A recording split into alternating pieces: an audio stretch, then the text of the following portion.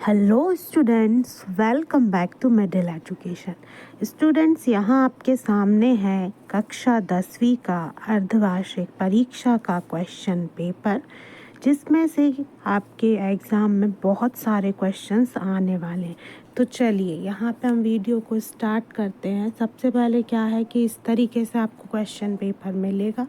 तो यहाँ पे आपको सबसे पहले आपका ये जो है गणित बेसिक का प्रश्न पत्र है, और यहाँ पे जो मैक्सिमम मार्क्स हैं वो हैं 75। टाइम जो है वो आपका 3 घंटे का है। तो और यहाँ पे आपको अपना रोल नंबर डालना रहेगा। तो उसके बाद फिर हम आगे बढ़ेंगे। तो यहाँ पे आपके लिए निर्देश दिए गए हैं, इन निर्देशों को आप आराम से पढ़ सकते हैं। अब उसके बाद आते हैं हम प्रश्न क्रमांक 1 पर। प्रश्न क्रमांक 1 है सही विकल्प चुनकर लिखिए। इसमें हम देखेंगे पहले नंबर पर चर x के बहुपद px में x की घात बहुपद की घात कहलाती है। तो ये हो जाएगा उच्चतम घात। उसके बाद दूसरा है जब a1 बटे a2 बराबर b1 बटे b2 बराबर c1 बटे c2 हो तो समीकरण निकाय a1x b1y धन c1 बराबर 0 तथा a2x धन b2y धन c2 बराबर 0 का क्या होगा। तो के अनंत यानी कि अनंतता अनेक हल होंगे। उसके बाद तीसरा है यदि द्विघात समीकरण ax² धन bx धन c के शून्य a और b हो तो a धन b का मान होगा। तो इसका उत्तर हो जाएगा ऋण b बटे a। और यदि a इंटू b का मान पूछा होता तो आप देते यहाँ पे c बटे a। अब उसके बाद आगे बढ़ेंगे और देखेंगे प्रश्न क्रमांक 4। AP बराबर 10 7 4 डैश डैश डैश का 10वां पद है। तो इसमें जो 10वां पद आपका हो जाएगा वो हो जाएगा ऋण 17। उसके बाद फिर द्विघात समीकरण x² ऋण 4x धन 4 बराबर 0 के विकर्ण का मान होगा। तो यहाँ उत्तर हो जाएगा 4। और आप निकालेंगे यहाँ पे कौन से सूत्र से, तो b² ऋण 4ac से इसका मान निकाल लेंगे। उसके बाद छठवां है एक अशून्य परिमेय संख्या और एक अपरिमेय संख्या का गुणनफल होगा। तो ये सदैव होगा अपरिमेय संख्या। तो यहाँ पे हमारा जो पहला प्रश्न वो एंड हो जाता है। वीडियो में हम सारे ओटीज़ को कवर करेंगे, तो वीडियो में एंड तक आपको बने रहना है। अब आ जाते हैं हम प्रश्न क्रमांक 2 पर। रिक्त स्थानों की पूर्ति कीजिए। तो पहला है किसी बिंदु की y अक्ष से दूरी क्या कहलाती है, तो कहलाती है x निर्देशांक। उसके बाद है दूसरा एक वृत्त की कितनी समांतर स्पर्श रेखाएं हो सकती हैं, तो इसका उत्तर हो जाएगा 2। फिर है त्रिज्यखंड की संगत चाप की माप उस चाप की क्या कहलाती है, तो कहलाती है लंबाई। उसके बाद समांतर श्रेणी 7 13 19 डैश डैश डैश 205 में पदों की संख्या, तो इसका उत्तर हो जाएगा 34। उसके बाद है सभी वर्ग क्या होते हैं, तो समरूप। फिर है छठवां ऊपर के किसी भी बिंदु से नीचे के किसी भी बिंदु को देखने के लिए दृष्टि रेखा को क्षैतिज से जितना नीचे की ओर घुमाना पड़ता है वह कोण क्या कहलाता है, तो ये कहलाता है अवनमन कोण। तो ये ही जो खाली स्थान है इनके उत्तर देख लीजिए और स्क्रीनशॉट भी ले लीजिए। तो ये रहे यहाँ पे जो खाली स्थान है उनके उत्तर, इनका स्क्रीनशॉट ले लो। उसके बाद फिर आते हैं हम प्रश्न क्रमांक 3 पर। प्रश्न क्रमांक 3 है कि सत्य असत्य लिखिए। पहला है प्रत्येक परिमेय संख्या वास्तविक संख्या होती है, तो ये हो जाएगा सत्य। दूसरा है समकोण त्रिभुज में कर्ण सबसे बड़ी भुजा होती है, तो ये भी हो जाएगा सत्य। फिर उसके बाद तीसरा है किसी बाह्य बिंदु से वृत्त पर खींची गई स्पर्श रेखाएं बराबर होती हैं, तो ये भी सत्य। उसके बाद फिर चौथा है वृत्त केंद्र से जीवा पर डाला गया लंब जीवा को समद्विभाजित करता है। पांचवा है दो समरूप त्रिभुजों की संगत भुजाएं समानुपातिक होती हैं, तो ये भी सत्य हो जाएगा। छठवा है द्विघात बहुपद में केवल एक शून्यक हो सकता है, तो ये हो जाएगा असत्य। तो पहले से लेके 5वें तक सत्य और उसके बाद छठवा जो है वो हो जाएगा असत्य।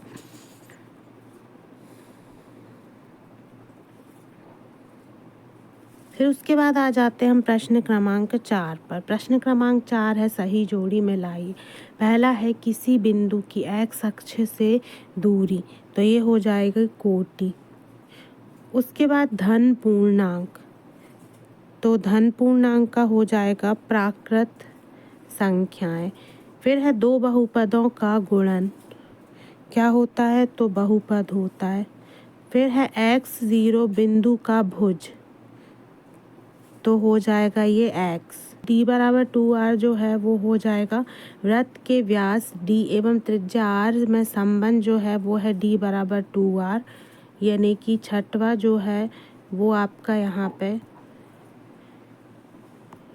ये हो जाएगा, ये हो जाएगा यहाँ पे छठवां।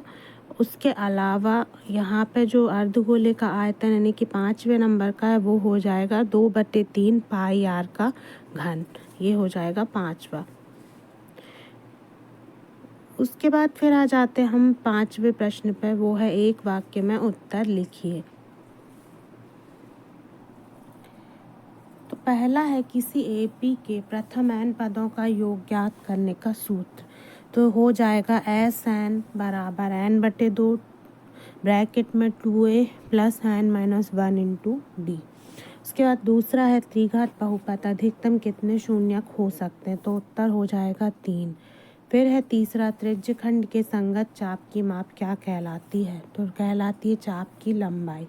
cos 0 का मान 1 होता है। वह रेखा क्या कहलाती है जो हमारी आँख से सीधे भूमि के समांतर जाती है, तो कहलाती है क्षैतिज रेखा। उसके बाद एक वृत्तखंड के क्षेत्रफल का सूत्र क्या हो जाएगा, हो जाएगा 0/360 गुणित पाई आर स्क्वायर बराबर AOAB।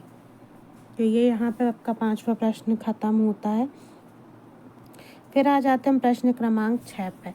संख्या 7429 को अभाज्य गुणनखंडों के रूप में व्यक्त कीजिए। तो ये रहा इसका हल। 7429 को अभाज्य गुणनखंडों के रूप में व्यक्त करेंगे तो 17 गुणित 19 गुणित 23। उसके बाद आते हैं अगले प्रश्न पे। अगला प्रश्न है इसका अथवा संख्या 4n पर विचार कीजिए, जहां n एक प्राकृत संख्या है। जांच कीजिए कि क्या n का कोई ऐसा मान है जिसके लिए 4n अंक शून्य पर समाप्त होता है।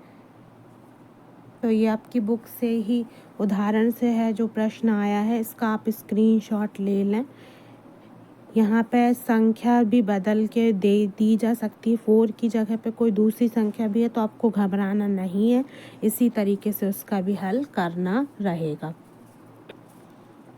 फिर है प्रश्न क्रमांक 7। द्विघात बहुपद x² plus 7x plus 10 is equal to 0 के शून्य ज्ञात कीजिए और शून्यकों तथा गुणकों के बीच संबंध की सत्यता की जांच कीजिए। तो ये रहा इसका हल, इसका आपको स्क्रीनशॉट ले लेना है। उसके बाद फिर आगे बढ़ेंगे।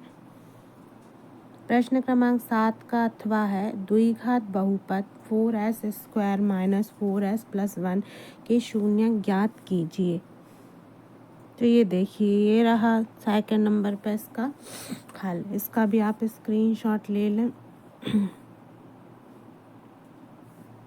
चलिए अब आते हैं अगले प्रश्न पर। प्रश्न क्रमांक 8 कहता है कि ग्राफ द्वारा ज्ञात कीजिए कि निम्न समीकरण युग्म हल नहीं है, अद्वितीय हल है अथवा अपरिमित रूप से अनेक हल है।